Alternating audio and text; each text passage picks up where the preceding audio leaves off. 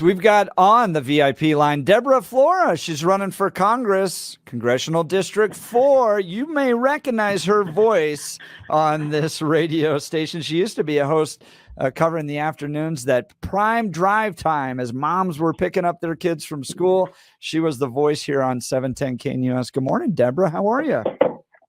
Good morning, Jeff. So good to be with you. So great to talk to the wonderful listeners on 710 KNUS. I missed that. But congratulations on your and Bill's show, too. Lots of changes. We're having a lot of fun, and we got a lot of text messages. Oh, my gosh. I remember when we first got here, they're like, try to get a certain number per hour, and we're now getting those per minute. So it's great. We love all the listeners here. So, Deborah, give folks, first of all, your background. Who are you, where are you from, and why are you running for Congress? There you go. Thank you so much. Well, I've been fortunate and blessed enough to have been on Salem Radio, really broadcast here in Colorado for nearly 12 years, different formats of the show. And so it's very much my home. I was also the director of public policy, which meant that we got to really harness the power of the station to do things like stop injection sites. And also we were down at the border last year for an entire week broadcasting about what's really going on down there. So that's part of my background. Another part of my background is that I started Parents United America, and my husband and I did the documentary, Whose Children Are They?, that premiered in theaters nationwide and really kind of exposed what's going on in public education. So I've been fighting all these issues on a lot of fronts. I'm a wife, I'm a mom, our kids are graduating from high school. So people have asked me to run for office for a long time, but my choice was to wait until they were out of the house. So that's a little bit of my background, but I did grow up here on Lowry Air Force Base, graduated from Cherry Creek School District, and our kids also graduated from high school here. So been fighting on many fronts for our state, for our country, and now it's time to take that fight all the way to Congress. You mentioned waiting until your kids were out of the home before deciding to do this. One of the hottest issues in here in this particular race, because one of your opponents is Lauren Boebert. Lauren Boebert facing a lot of personal challenges. Her son arrested, allegedly robbed a woman with a brain tumor, committed crimes with a girl. You made a sex tape with her. Whole lot of problems there. Is it time for Lauren Boebert to withdraw from this race and focus on her family? Here's what I would say about that, Jeff. I try not to comment on anyone else's family or personal life because that's what it is. But I think what it is allowing is a very clear contrast for the and CD4, because I really do believe that one of the keys to making sure you don't go to DC and begin to waver on your commitments that you stand for is making sure that your foundation is set, that you are a team. My husband and I have been married for 23 years. He's a wonderful 82nd Airborne veteran. We're partners in our media company and partners in every way in life. And, I just think that while I won't comment on someone else's situation, I know that for myself and my husband and for our family, we made the decision to wait until our kids were pretty much launched out of the house, and they're wonderful young adults that we're really blessed to have as our family and as one of my number one responsibilities. But now it's time to take this fight from, as I said, the school board to the state house. Now I'm taking it to Congress. We're talking with Deborah Flora. She's running for Congressional District 4. Her website's deborahflora.com, deborahflora.com. You have a plan here that you call the Roadmap to Restoring America, the Deborah Flora plan. Mm-hmm. Number one issue I think is going to be in this election is securing the border. It's your top issue here.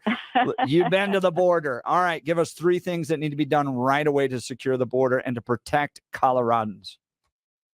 Absolutely. Yeah. Thank you so much for bringing that up, Jeff. I think I did something that politicians are loath to do because I'm not a politician, which is actually write down what the goals are and what the solutions are. So many people will talk about the same problems, but it's time we have solutions. Number one, because when that day comes again where we are able to have the presidency, the Senate, and the House, we cannot squander it. We have to know exactly what our goals are.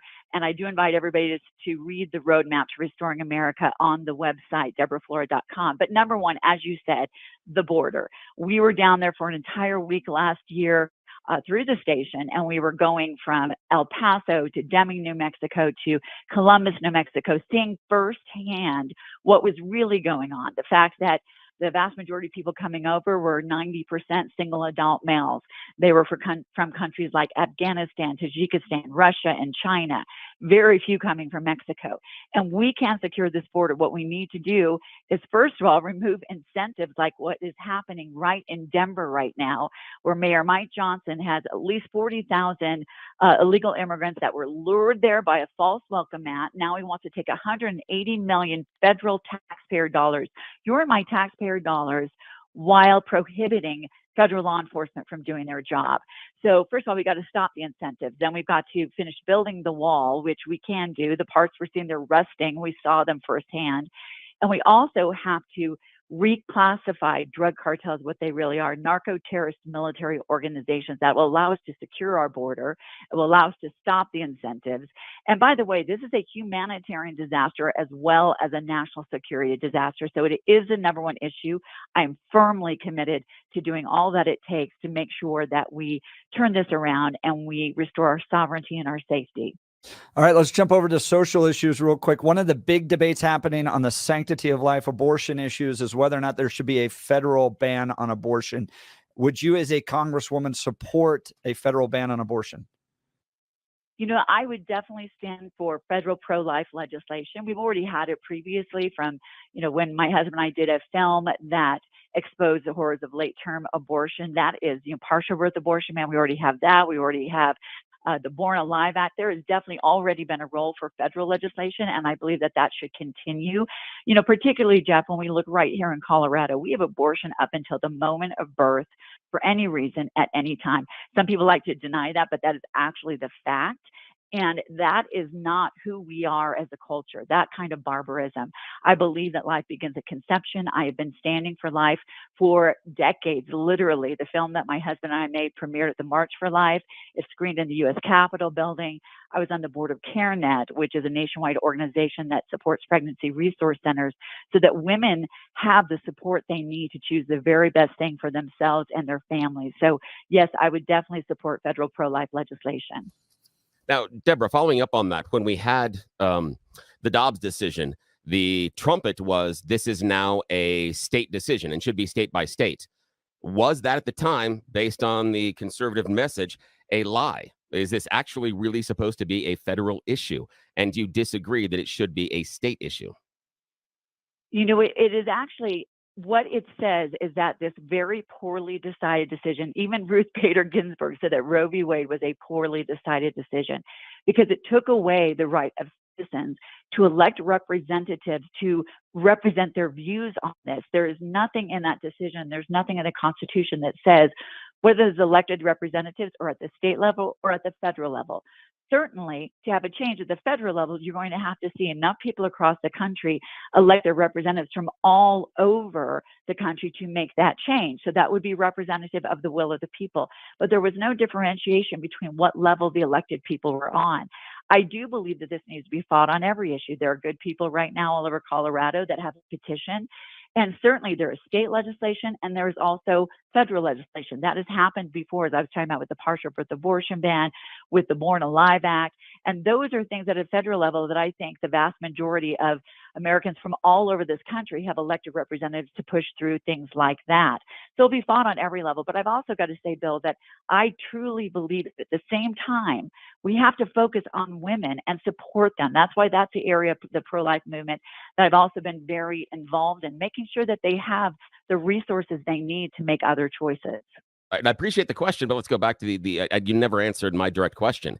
Was the narrative from the GOP at the time that this is a states' rights issue, this is a state decision, was that either a lie or are we now shifting and make it a federal issue and that it should be a national federal issue for the GOP? Regardless of what Ruth Bader Ginsburg said or any other decisions, I'm just asking the specific question about how it was sold as this is states' rights. And now I'm hearing from you, no, this needs to be a federal issue. Help me square that circle. Yeah, and I think it's, Bill, respectfully, I think saying it's a lie is a misrepresentation. What it said was with Roe v. Wade and then Doe versus Bolton that followed it afterwards, it took away states' rights to legislate. So from that standpoint, it does allow state legislatures to make decisions. However, even before that, we have had federal legislation for the most extreme natures of abortion. The Born Alive Act was signed into law. And then you had the partial birth abortion ban that was That's signed true, Deborah. into That's law. true. But just because somebody else did national abortion issues doesn't mean or change the narrative that was sold after the Dobbs decision. I will leave it alone. I agree. I see your point about it being a lie. But if the party comes out and says, yay, this is what we wanted. We always wanted to give it back to the states, and then turn around in the next election cycle and make it a federal issue, to me, sorry, it's a lie. But I'll leave the point alone, and we need to move I'll on. let Deborah speak into this, but you. I think you have you do have a difference of opinion in the conservative movement on this. You do have some that go only states decide this. This should not be a federal issue. And then you have some that go, no, this is akin to slavery. We don't allow states to decide this. You're killing an innocent human being. Ergo, the federal government has a role to step in. I don't know. Deborah, you can feel free to speak in on that. Yeah, thank you. The last thing I'll say on is this. I think it is exactly what people were saying. It does allow the states to weigh in. Where the Roe v. Wade and Doe versus Bolton rulings were absolutely unconstitutional is because it allowed basically the Supreme Court to override the will of the people to hire their elected officials to represent their views. There's no differentiate on what level that elected official is. So on one hand, absolutely, it allows the states to begin to do that. And here's the thing I would end up with most of all. This is an issue that is complex. It is sensitive. We have to always focus on women who are in crisis as well and make sure that they have support. But I would say it actually is much more constitutional because it allows the people to have their say. And then I would encourage folks right here. It's amazing to me how many times I have spoken to people in Colorado who do not know that we have abortion, birthday abortion, up until the moment of birth, and 66% of Democrats are against that. What I think that this allows is people to make their voices heard closer to the actual individuals, which is the way our government is supposed to work.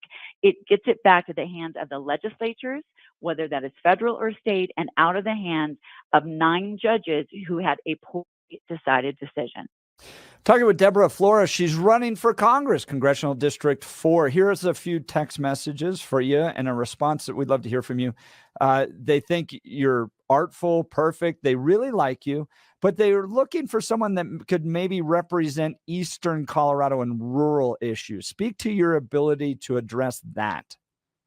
Great question. I really appreciate that. First of all, I want everybody to know that I have been in all 21 counties more than once in this district. And while I will be in the Eastern Plains, if God willing and voter willing, I am the Congresswoman, I'll be there more time than I will be, let's say, in the suburban areas of Douglas County, Loveland, and Windsor, because those great folks absolutely deserve to have representation. They have been overlooked. They've been looked down upon by Denver, by Boulder, and by DC. But the values are the same. When I'm out there, whether it's Baca County or Phillips County, whether I'm sitting at a farmhouse table or I'm talking to someone in their field, I am hearing that the number one issue is secure the border. Then it's the economy and overregulation. Then it's government accountability, all of which I'll be standing for. But a big point is this, Jeff. This district was redistricted in 22. We know that all of that happened when we created the 8th Judicial District. One thing that folks don't necessarily realize is that CD4 is now 73% suburban. It is 47% unaffiliated. What that means is if we don't have a congressperson who can resonate with those who are creeping from Denver down into Highlands Ranch, where we had the first Democrat elected really in Douglas County history, and Douglas County is half of the electorate, then we will not hold this seat in 2, 4, 6, or 8 years. So I will fight like the Dickens for everyone. But the reality is this. The most important thing we need from our elected officials is someone who is humble enough and respectful enough not to pretend that they know the answers to everyone's issues, but to be there and listen. I will have 3 constituent services offices.